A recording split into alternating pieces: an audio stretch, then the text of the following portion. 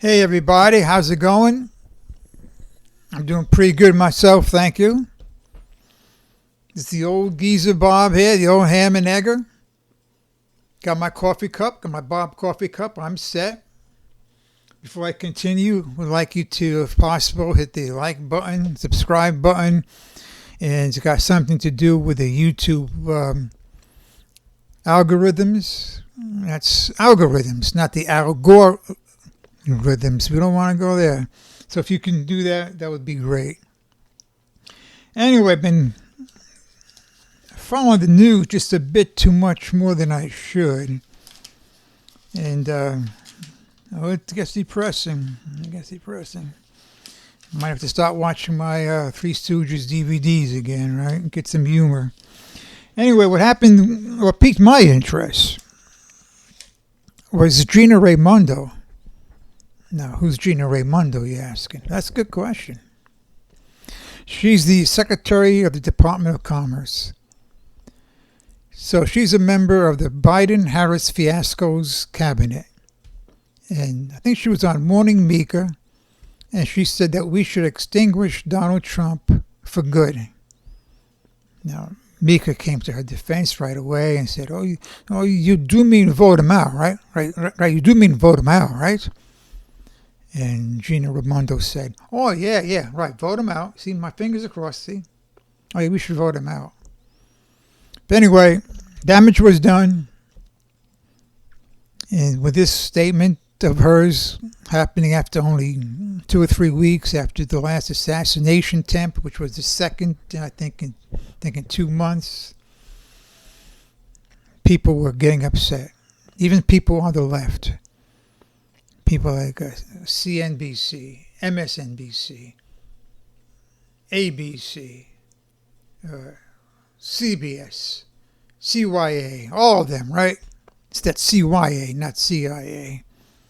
Although the CIA is good at CYA, for sure. And they said, Gina, you can't do this. You can't take a bad situation and make it worse.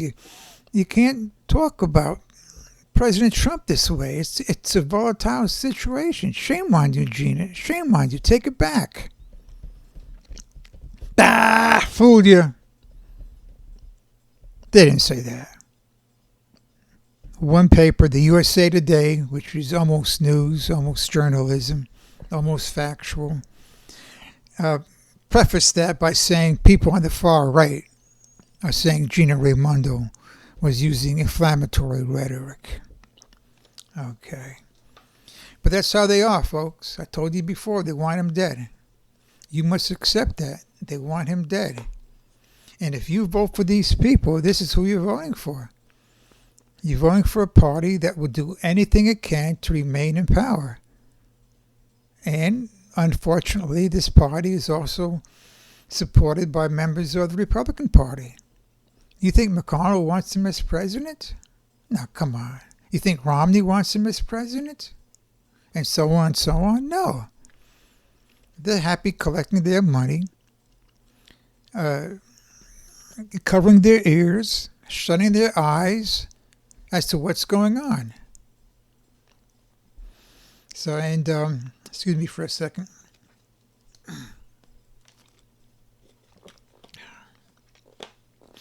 You have to connect the dots. All the dots are leading to, if a situation arises where Harris's numbers begin to fall even worse than they are, and the polls don't look good. They're not looking good now, but they might even look worse. And face it, folks, if people weren't worried about cheating, it would be a runaway. Yeah, the poll numbers would be higher for President Trump, and it would be a certainty that he would win. But people are worried, justifiably so, that there might be cheating. So we'll see what happens. Connect the dots. One of the dots is with Iran. We've been warned that the Iranians have sent several assassination teams.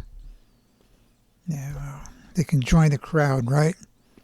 Alan Dershowitz has said that We should expand the war into Iran. And you know where it's going to get the extra troops, right? All right. The Pentagon has just sent more troops into the Middle East, into where there might be a conflict. And you might ask why. Why are they doing this? Oh, come on. Gulf of Tonkin.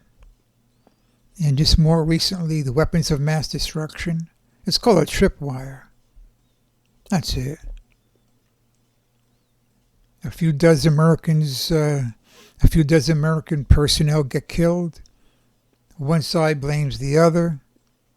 We choose which side we're going to believe, and that's the side we attack. And next thing you know, another war for the forever war people. That's for Lindsey Graham and quite a few others. And we've just sent another $8 billion to Ukraine so Zelensky can help kill more of his people. This is a war that could have been stopped 2 years ago. There was a peace plan. I think Boris Johnson, of all people, former Prime Minister of the United Kingdom, was in on this. It was turned down. And now you see what's happening, right? Countries are already choosing sides in Central Europe. We're also sending long-range ballistic missiles to Ukraine.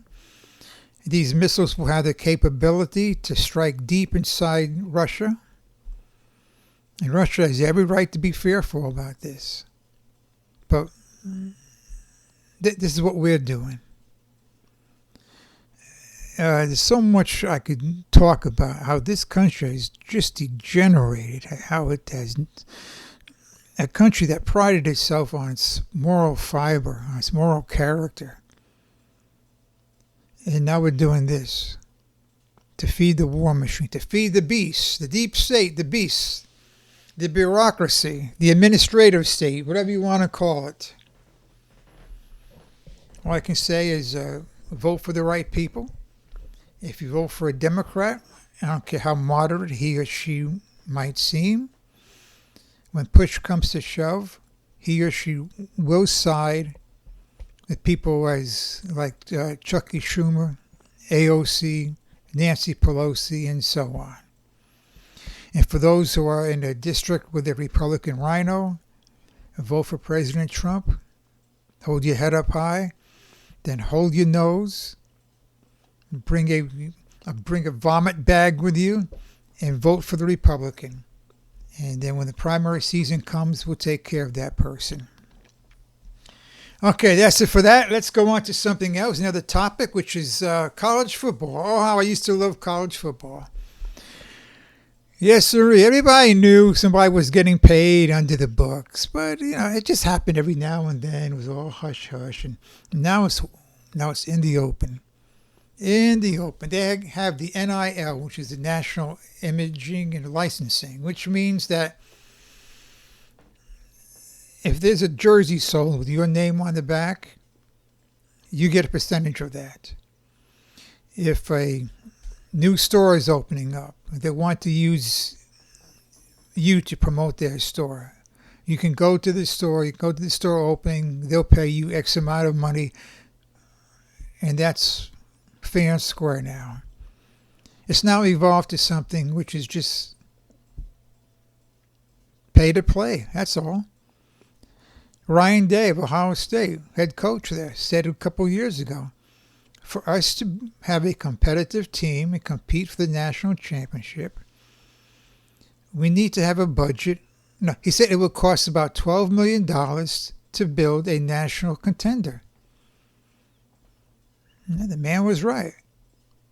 You think guys like Caleb Downs, Junkin, true freshman Julian Sayin, who was the best quarterback coming out of high school a couple of years ago and was committed to Alabama, you think they came cheap? No, they didn't come cheap.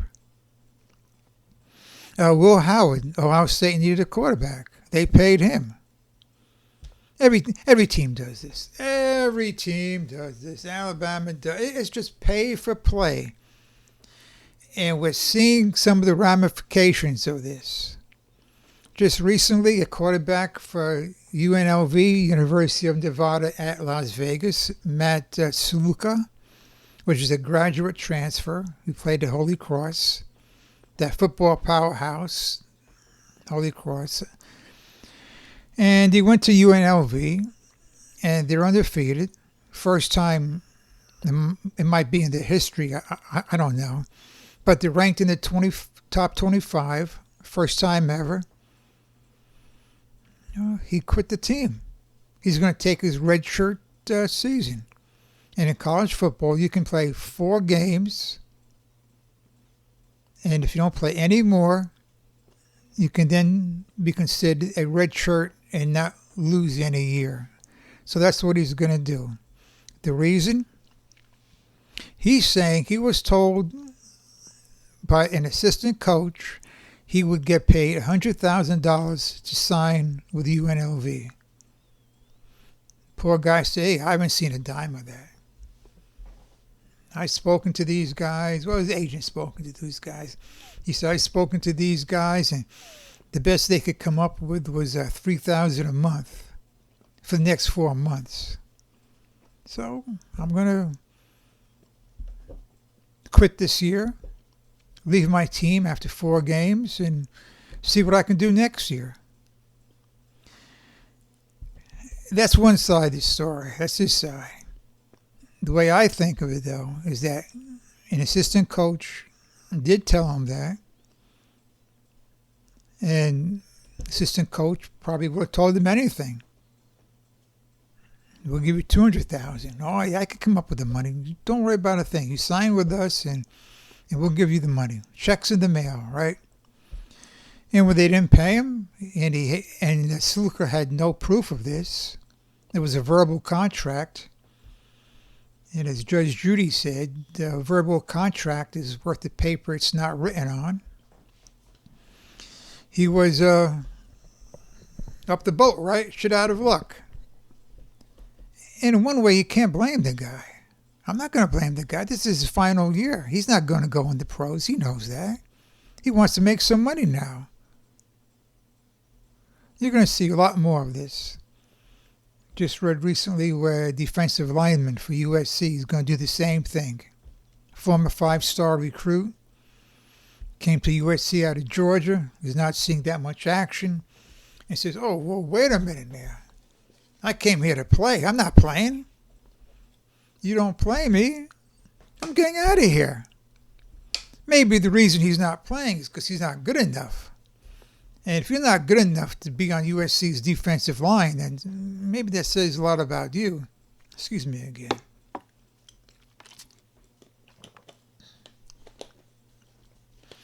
So things do have to change. I don't know how they're going to change. The NCAA screwed the pooch on this one. I'm sure they'll do it again. A lot of ideas coming around. Maybe they have to sign a contract, a 1-year contract, a multi-year contract.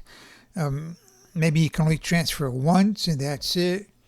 Go back to the old rule of having to wait a whole season before playing for your team.